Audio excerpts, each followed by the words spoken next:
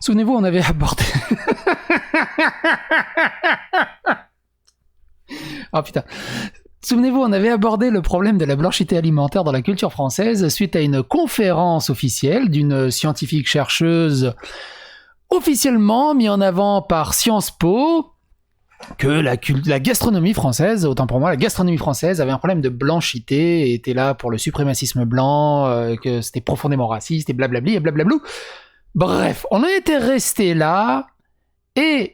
une information nous vient du Québec, de Richard Martineau, qui a aussi entendu parler de cette madame, et il a écouté un peu plus la suite. Et c'est vrai que on n'a pas écouté l'intégralité de tout ce que cette madame racontait.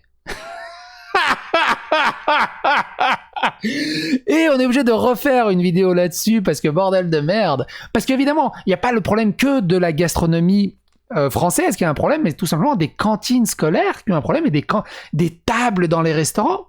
Parce qu'évidemment, les tables aussi sont racistes. Évidemment.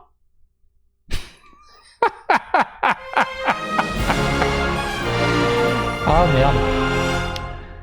Si vous n'avez pas suivi l'histoire, j'ai pas mis la bonne fenêtre. Si vous n'avez pas suivi l'histoire, je vous invite tout simplement à regarder la première vidéo à ce sujet, qui était celle-ci, le problème de blanchité alimentaire dans les cultures françaises, que vous le retrouverez dans les fiches et dans la description de la vidéo.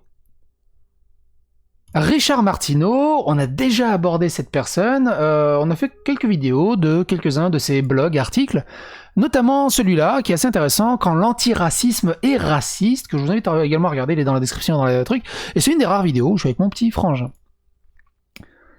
Les tables sont racistes. Vous êtes bien assis? Je l'espère, car vous risquez de prendre une méchante débarque en lisant les phrases suivantes. Imaginez-vous que selon une chercheuse du Centre national de recherche scientifique en France, la gastronomie française serait raciste. En effet, selon Mathilde Cohen, une militante racialiste qui est maître de conférences à l'Université du Connecticut, les habitudes alimentaires des Français seraient façonnées par les classes moyennes supérieures blanches. Asseyez-vous par terre. Vous allez comprendre pourquoi il dit asseyez-vous par terre. Parce que si tu t'assois sur une chaise aussi, c'est raciste. La preuve, les cantines scolaires. Non seulement privilégie-t-on le pain plutôt que le riz dans les cafétérias d'école, on privilégie plus le pain que le riz dans les cafétérias d'école, ce qui serait un réflexe profondément anti-asiatique, mais on demande aux élèves de manger à table, alors que certains peuples seraient habitués à manger accroupis par terre. Pas de blague. Pas de farce. Alors, pour ceux qui le savent, quand je crois que j'ai parlé du Québec, de Montréal et tout ça, je surkiffe l'accent québécois. Il me fait vrombir les testicules à chaque fois que je les entends. Je surkiffe ça. Donc, on va regarder quelques extraits de ce passage de Richard Martineau qui explique ça parce que c'est tellement plus romantique avec l'accent québécois. D'abord, à 1h20, rien avec le schmilblick, ils découvrent Gordon Ramsay et ils en parlent vite fait et c'est rigolo à entendre. Les mangas japonais. Et là, il y a un nouveau trip. Il a découvert quelqu'un puis il ne cesse de m'en parler. Gordon Ramsay. Ah oui, Gordon, Okay. le gros méchant chef anglais là qui bully tout le monde. Exactement. Et donc, on a regardé une émission hier de Gordon Ramsay qui voulait me voir. En fait, ce qu'il faisait dans son émission, c'est qu'il va dans des restaurants qui fonctionnent pas, Oui. qui sont sur le point de fermer. Oui. Et là, il engueule tout le monde dans la place. OK, il rentre dans la cuisine, il voit comment ça se passe, il traite les chefs de cabochons. Ouais, ben attends, là, ça tu parles de Kitchen Nightmare. Il traite les gens de cabochons, là. Je te jure, si je pouvais faire du transracialisme, je deviendrais québécois. Je kiffe l'accent. Et cabochons, faut que je le retienne. Il traite tout le monde de cabochons. Bref, revenons à nos histoires. Richard Martineau intervient à 7 minutes 55 et il dit ceci. Alors, c'est un peu long. Ça dure 1 minute 30, 2 minutes. Mais rien que pour la beauté de l'accent, il faut se l'écouter. Ça, je regarde ma feuille, là, tu m'inquiètes. Là. Oui, excuse-moi, Danny non. est raciste. Oui, toi, t'es raciste. Excuse-moi. Enfin, t'as 3 restos. Oui, oui, Est-ce que t'as des tables dans tes restos? ça arrive. Ah ben voilà, that's it, t'es raciste. Alors, c'est un séminaire qui était Ok. donné en France à l'école de droit, Oui. l'Institut de l'école de droit politique.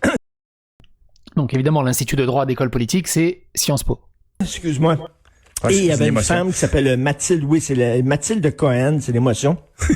Elle est maître de conférence à l'Université du Connecticut et elle dit que la gastronomie française est une gastronomie raciste. Entre autres, elle prenait pour preuve les cantines, les cafétérias d'école et elle disait, entre autres, on privilégie le pain plutôt que le riz. Or, les Asiatiques mangent pas de pain, mangent surtout du riz. Donc, elle dit que c'était raciste. Ben oui, mais c'est comme ça, c'est la cuisine nationale française. Chaque pays a sa cuisine nationale. L'Italie a sa cuisine nationale, la Syrie a la sienne, le Maroc a la sienne. Bon, attends, en France, je comprends pas, c'est qu'elle allègue que les services alimentaires qui sont en place dans les écoles, tout ça, servent plus de pain que de riz, donc par conséquent sont racistes. Donc c'est raciste. Attends une minute, elle dit il y a des tables. C'est ouf le raccourci. C'est tout simplement le système de ce qu'ils appellent l'intersectionnalité un peu. C'est débile. Et attention pour les tables. Parce que c'est les tables aussi, évidemment, ça pose problème. Pourquoi? Écoutez. Il y a des tables dans les cafétérias d'écoles scolaires. Or, il y a des peuples qui ne mangent pas assis à des tables. Il y a des peuples qui mangent accroupis par terre. Ah ben oui, il y a des toilettes turques raciste. aussi, mais ça veut pas dire que j'aime ça. Donc, c'est raciste. Alors, attends une minute. Là. Donc, j'imagine que si tu as des ustensiles aussi au lieu de baguettes, donc c'est ethnocentrique. Il y a peut-être des peuples comme les Éthiopiens, tu le sais, qui mangent avec leurs mains. Donc, est-ce que il faudrait que tu réserves dans ton restaurant un coin où les gens pourraient s'asseoir par terre et manger par terre parce qu'il y a certains peuples qui sont pas capables de s'asseoir sur une chaise. Comprends-tu? Écoute, je comprends. C'est très lourd. Lutter contre le racisme, bien sûr que du racisme, bien sûr qu'il faut lutter, mais à un moment donné, là, voir du racisme partout, c'est une maladie. Ben ça, c'est à cause de personnes débile. comme ça que les gens deviennent cyniques puis font comme, sais-tu quoi? Mangez de la boîte, puis arrangez-vous, j'irai pas vers l'autre. C'est que tu prends l'effort puis la bonne intention de gens qui sont potentiellement des alliés, là, des aliens avec des hosties de niaiseries comme ça. Voyons donc. Richard, voyons donc. Ben, ça n'a pas de sens, là. C'est terrible. Non, puis écoute, là, il y a les tables sont racistes. T'imagines si le directeur de l'école avait dit, là, on va avoir un coin pour les gens racisés, ils vont pouvoir manger assis par terre. Ben oui, puis il y a le fond de l'autobus aussi pour les autres, tu sais, voyons donc, là, on s'en va où avec ça? Là, il se ferait traiter de raciste en disant, là, tu penses que les Noirs, ils mangent assis par terre, voyons donc, les Noirs sont capables de manger une table. Alors, damn if you do, damn if you don't. Donc, pour elle, les tables sont, quand t'es rendu là, je veux dire, est-ce que les dentifrices sont racistes parce que ça blanchit les dents? OK, ça suffit pour aujourd'hui, Monsieur Martineau. C'est génial. Ce qui est génial, je kifferais tellement être québécois avec les Dalibor d'investigation, je le fasse avec l'accent québécois. Tous les sujets un peu plus polémiques, un peu plus tendancieux, ça passerait tellement crème, tellement je kiffe cet accent bordel de merde. C'est tellement pertinent ce qu'il dit. Par contre, ce qui est très intéressant, c'est que, bordel de merde, ils sont tellement antiracistes qu'ils en deviennent ultra racistes. D'où la vidéo que je vous ai parlé quand l'antiracisme devient raciste. Et profondément affreux, quoi. C'est ouf. C'est vraiment oufissime d'en arriver à ce point-là dans le combat. Mais là où il est extrêmement pertinent, évidemment, il le dit lui-même, évidemment qu'il y a des problèmes de racisme, évidemment qu'il y a des gros cons qui sont racistes dans tous les sens et dans toutes les configurations possibles d'algorithmes, et il faut lutter contre ça, il faut se combattre contre ça, évidemment. Mais pas de cette manière-là. C'est hyper contre-productif, tu passes pour un goliot hallucinant, tu décrédibilises le combat, c'est aberrant. Bref. Cette chercheuse a bel et bien dit ça dans le cadre d'un séminaire organisé par l'école de droit des instituts d'études politiques de Paris. Et j'imagine que c'est un crime de leur demander d'utiliser des ustensiles car certains peuples mangent avec leurs mains. Et que dire des règles vestimentaires? On demande aux étudiants de s'habiller alors que certaines tribus africaines et sud-américaines se promènent toutes nues. Raciste, colonialiste. Imaginez si, à Marseille ou en Saint-Denis, un directeur d'école avait mis des tapis par terre dans un coin de la cantine pour les élèves racisés. On aurait crié au racisme. Quoi, le directeur de cette école pense que les Noirs mangent accroupis par terre comme des sauvages, qu'ils ne sont pas civilisés? Mais là, puisqu'il y a des chaises et des tables dans les cafétérias d'école, on dit que c'est raciste. Ces militants qui voient du racisme partout, quoi qu'on dise, quoi qu'on fasse, sont fous, cinglés, siphonnés du bocal. Ils ont besoin de s'allonger sur un gros divan en cuir et de parler de leur enfance avec un vieux monsieur barbu. La leçon de Claude Meunier. On se croirait dans un spectacle de Dig et Dong Rappelez-vous le sketch de Claude Meunier qui avait été présenté à Bye Bye en 81. Un Québécois de souche interprété par Meunier reçoit sa fille et son nouveau cum haïtien à souper. Afin de mettre son gendre à l'aise et de le faire se sentir comme chez lui, le bonhomme s'assoit par terre, enlève son chandail, on va manger en bedaine comme chez vous, et offre à son invité de manger avec ses mains. On sert de la dinde, connaissez-vous ça? C'est comme un lion en forme de gros poulet. Mais au lieu de le manger avec ses griffes, on le mange avec des farces et des atocas. Je sais pas c'est quoi des atocas. Le sketch, une critique brillante du multiculturalisme qui enferme chaque groupe ethnique dans sa culture et son folklore, est hilarant. Le personnage interprété par Claude Meunier essaie de ne pas paraître raciste, et plus il le devient. C'est exactement les progressistes SSJW que je m'amuse à décortiquer et à analyser et à en parler.